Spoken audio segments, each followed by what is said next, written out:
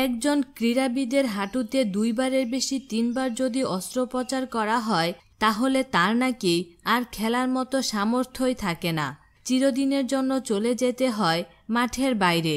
কিন্তু মাশরাফি বিন মুর্তজার কথা কি বলবেন? ছোট বড় মিলিয়ে তার হাঁটুতে অন্তত 11 বার অস্ত্রোপচার করা হয়েছে, তবুও দিব্যি খেলে যাচ্ছেন বাংলাদেশ দলের রঙিন জার্সির অধিনায়ক। অদম্য মানসিক শক্তি নিয়ে এখনও মাঠের সবচেয়ে লড়াকু ক্রিকেটার মাশরাফি।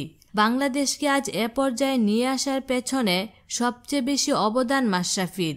2014 সালে বাংলাদেশ দল যখন একের পর এক পরাজয়ের বৃত্তে বন্দী, তখন রঙিন জার্সির দায়িত্ব তুলে দেওয়া হয় তার কাঁধে।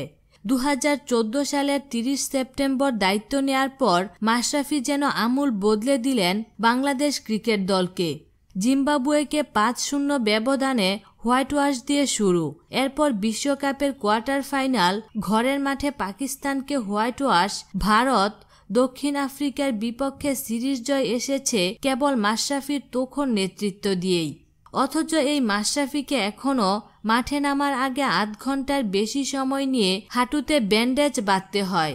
নিজ হাতে সিরিজ দিয়ে টেনে বের করেন হাঁটুতে জমে থাকা পানি। ওই সময়টাতে তার কষ্টের কথা যেভাবে বর্ণনা করা হয় তা দেখলে যে কারুর চোখে পানি চলে আসার কথা। তবুও দেশের টানে খেলে যাচ্ছেন মাশরাফি।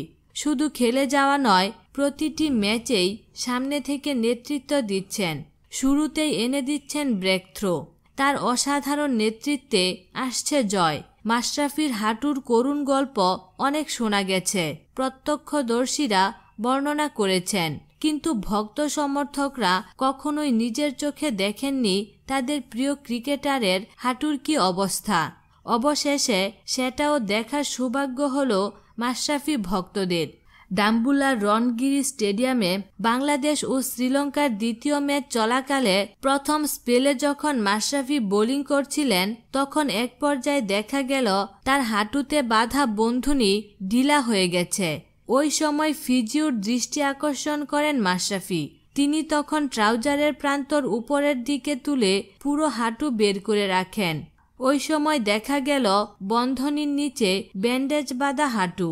ফিজিও মাঠে নেমে অবশেষে বন্ধনী দিয়ে মাশরাফির হাঁটু বেঁধে দেন এবং আবার বোলিং শুরু করেন টিম বাংলাদেশের অধিনায়ক।